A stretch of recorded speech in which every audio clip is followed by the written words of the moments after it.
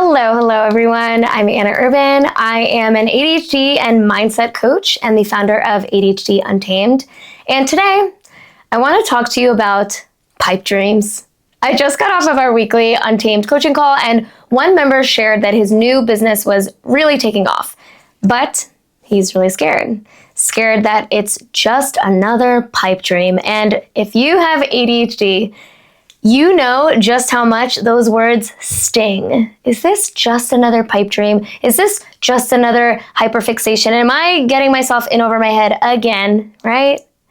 He's had lots of other successful businesses before, ones that he's walked away from because they burned him out or he lost interest. So now, even with all of these orders flooding in, it's a woodworking business. Even with all these orders flooding in and a commercial client on board, there's this tension between excitement and fear. And there's more, and I'm going to get into it today with you. There was this thought, but what if it all goes up in flames again? What if this is just another pipe dream? What if I, burn out again? What if I get overwhelmed? And the question I asked him was, what if it does? What if this is another pipe dream? What would that actually mean about you? That's where I want to take us today. Because whether you're starting a business, whether you're launching a creative project, or just thinking about getting into sourdough making, you might be feeling like this is just a little too big, this is too bold, this is too much, this is too me, right? This feels too what? Fill in the blank, right? That fear of starting again, that fear that maybe this dream won't work either. So let's start there. Let's tap into reality. Let's ground ourselves in how our brains are actually wired. ADHD brains are wired for novelty. Our default mode is go big or go home. We get lit up by possibility. We get pulled into inspiration.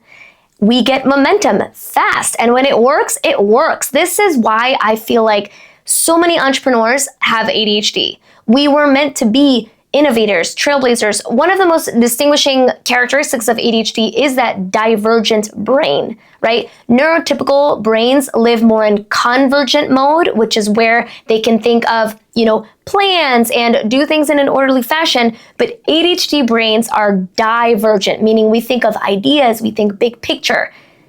And that can be great, right? That can be really great. I'm not painting that as like better or worse, or it's just a neutral thing, right? But that same wiring can get us into trouble. We can absolutely go too fast, say yes to too much, go in over our heads, ignore our limits, and burn out. That's real. That's real. I don't want to bypass that or gaslight you into thinking that it's not a big deal, right?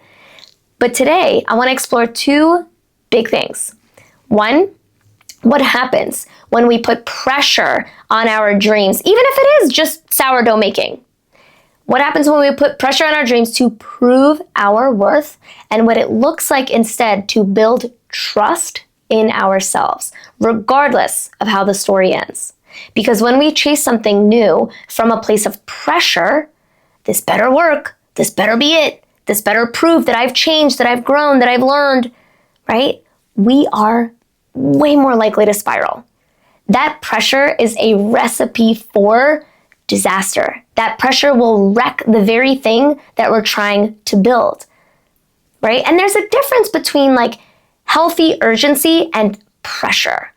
There's the urgency that comes from a deadline, and then there's the pressure that this better mean something about me, this better mean that I'm good enough, right? And what's the antidote to that? It's the formula. It's the Untamed Freedom formula. What happens when we approach it with curiosity? What happens when we approach it with acceptance, with self-compassion, with willingness? We get a chance to build self-trust. We actually get a chance to allow it to become something real, right? If you think about planting a garden, you don't, as a gardener, you don't stand there and you're like, you better grow, you little dandelion. I mean, nobody's planting dandelions, right? Whatever it is that you're planting, you pumpkin, you better grow. It's like that pressure isn't going to make that pumpkin grow any faster, right? For so many of us with ADHD, there's a pattern of getting super excited, going all in, and then somewhere along the line, we either lose steam or we burn out. And we internalize that as failure, as flakiness, as some kind of fatal character flaw. So then the next time that we feel that excitement, that energy, we start bracing for impact, right? We better, not get too excited, right? Don't fall for it again. Or like we either tamp down that energy, that excitement, or we say, this time it better work, right? It better stick. And then we tell ourselves, consciously or not, that this next thing better prove something. It better prove we're not flaky. It better prove we're not broken. It better prove that we're not dumb, right? It better prove that we're capable. But all of that pressure disconnects us from our why, from why we're doing it in the first place. And sometimes the why is just as simple as like, because I want to learn how to make sourdough. I don't know, it seems interesting. Other times the why is like, I really want to pursue this creative endeavor. I want to see how far I can take it. I want to see, what I can build, or I just really love to work with my hands, right? It disconnects us from our intuition, and it turns our dreams into these tests that we now have to pass, which means that if the dream doesn't pan out the way that we expected, it feels like a personal failure, right? But what happens if instead of saying, I knew it, I knew I couldn't do it, I knew it. What if we were trained to look at it as, that didn't work out the way that I thought. What did I learn from this? Right? What did I learn from this experience? How would you want your kids to respond to something like that, to a failure? Would you want them to believe, I knew I couldn't do it? Anytime, whenever you're in doubt, I want you to replace the thoughts that you're having with thoughts that you would want your kids to have. Like if your kid started a business and it blew up in flames, how would you want them to take that experience? You would want them to learn from it, right? To grow from it, right? Let me be very clear here. There is absolutely nothing wrong with having dreams that don't last forever. Some dreams are seasonal. Some dreams serve a purpose, teach us a lesson. They lead you to the very next thing, right? And some fall apart, but that is not evidence that you are somehow broken. There's actually this book, and I'm struggling to think of, it might be called Loser or like American Loser or something like that. I probably should have looked this up before I hopped on this podcast, but it talks about how somewhere along the lines in Western culture, we went from looking at failures as like just like a failure, right? It didn't work out. And we turned it into like personal failures. Like it wasn't just that like your business failed, it was you failed. And I think that we're still carrying that. But just like that story was written at some point in history, we can also rewrite that, right? And be the generation, be the group of people, be the neurodivergent, movement that shifts it from personal failure to an opportunity for growth, right? It's a lesson, it's an experience. I mean, if you look at any company that was built, there's that podcast, How I Built It. I mean, nobody ever, grew a company. The very first one that they started was the one that took off, right? It took many trials and iterations and like complete and utter disasters, right? And it's really the people that take those on as lessons, take those on as like stepping stones that stick with it, right? And for some people, it could mean sticking with it for 5 years. For some people, it's 20 years, right? 30 years.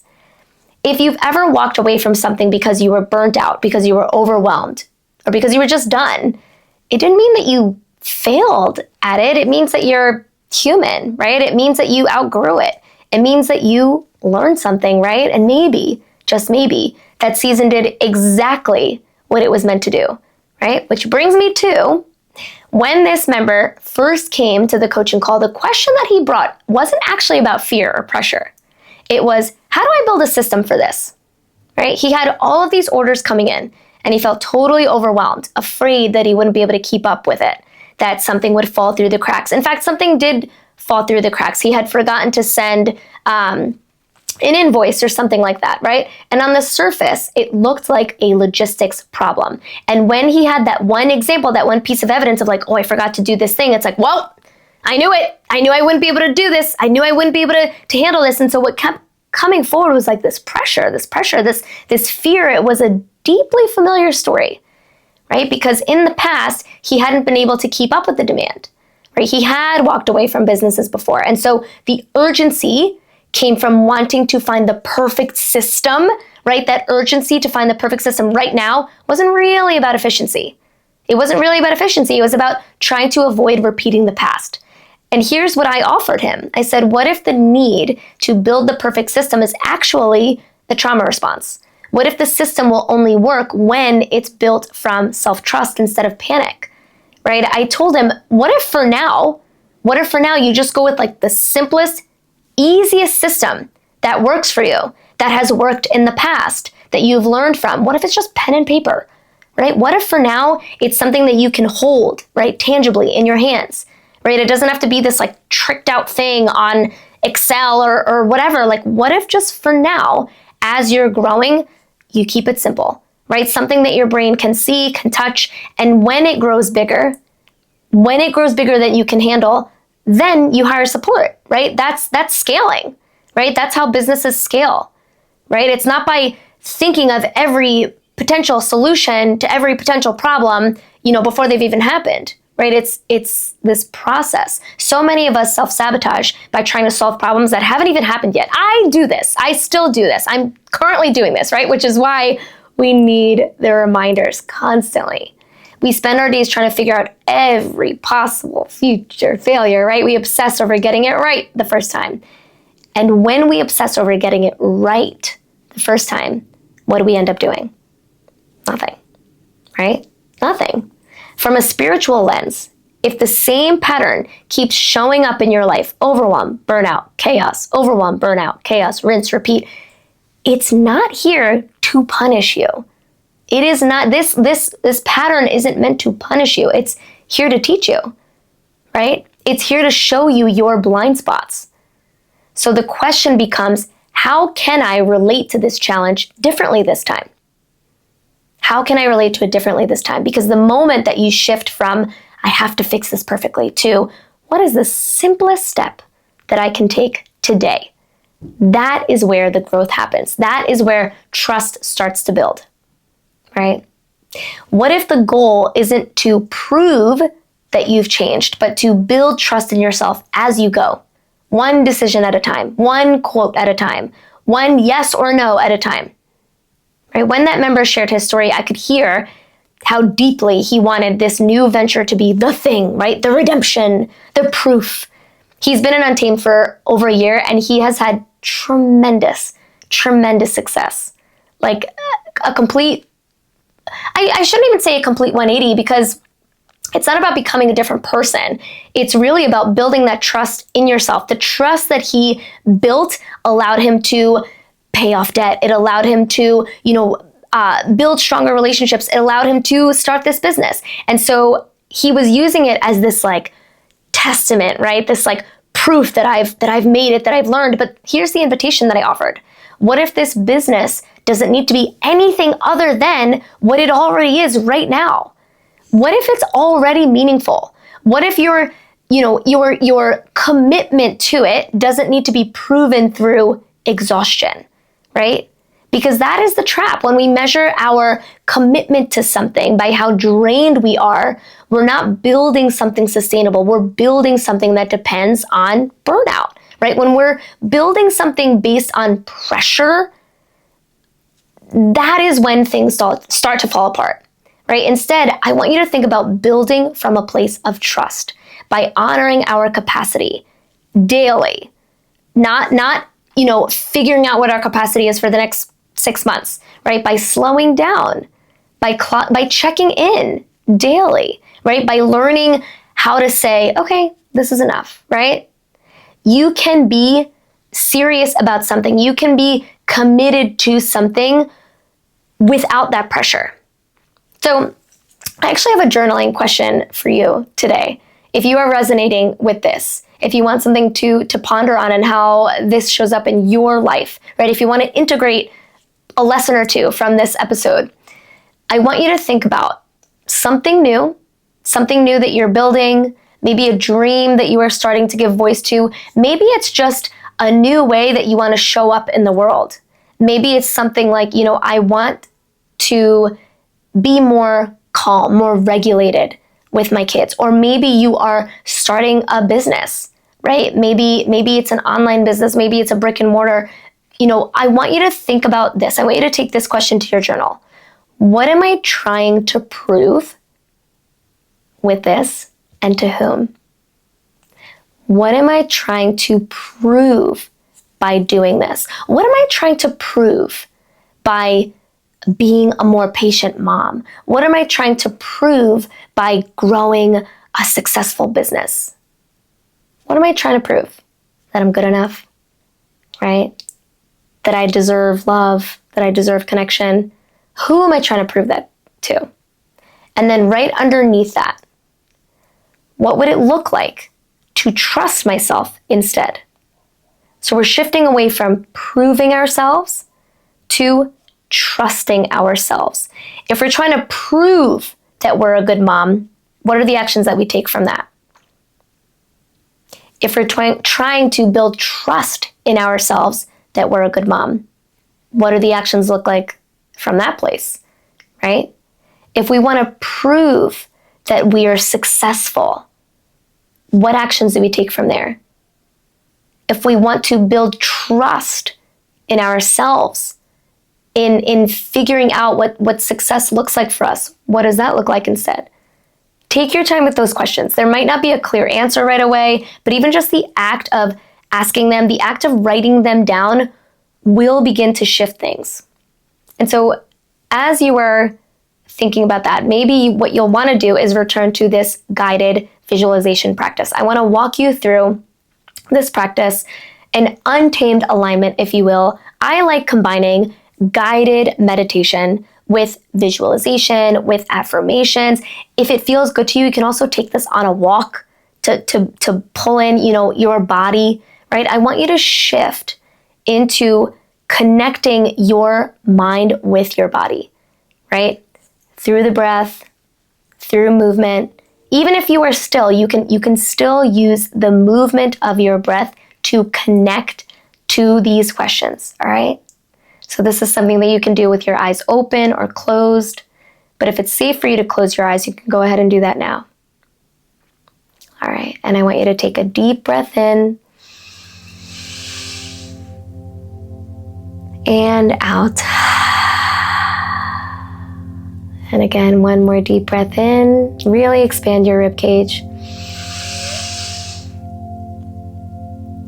And out. If you're walking, you can feel the feet on the floor. If you're sitting or laying down, you can feel the weight of your body where you're sitting. If you're driving, keep your eyes open, please. But you can feel the weight of your seat on the cushion. And I want you to bring up that thing, that goal, that pipe dream that you're working on right now. I want you to bring that up, see it right in front of you. Hold it in your body. Notice how your body reacts to it. Do you feel tightness? Do you feel excitement? Do you feel pressure? Where does it come up for you? Where in your body do you feel that?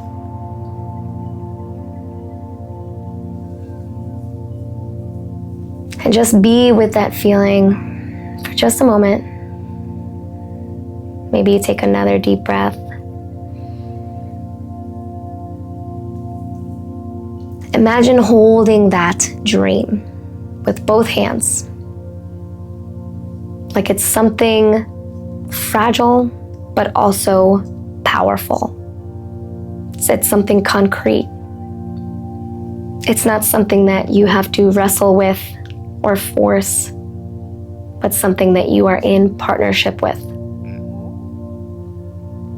And I want you to hear yourself say, I don't need to prove anything to be worthy of this. I don't need to prove anything to be worthy of this. I'm allowed to build this with trust, not pressure. I'm allowed to build this with trust, not pressure.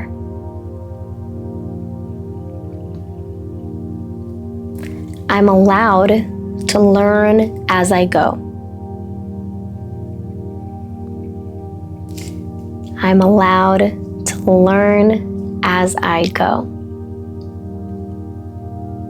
Let your body soften just a little bit more. Let your breath deepen. And let that dream know. Let that part of you, let that dreamer know. I'll show up for you. And I'll show up for me too. Breathe that in. And when you're ready, you can let it go. If today's episode resonated, I hope that you'll take it with you into your week, into your work, into your business, your art, your family. It doesn't need to be your proof. It can just be your next step. It can just be your next lesson. Trust builds over time. You don't have to have it all figured out. And you can talk to that part of you that thinks that it does, right? Just like you would talk to another person. You can say, you know what, this isn't serving me right now. I hear you. I hear that you're trying to keep me safe, but this pressure really isn't serving me, right? You're not broken if something doesn't last. You're not flaky if you change your mind. You are just learning, and that is enough. In fact, that is the whole point of being human. And if you want support on that journey, if you're ready to stop trying to prove yourself and start trusting yourself instead, I would love to invite you into ADHD Untamed. It is a blast, y'all.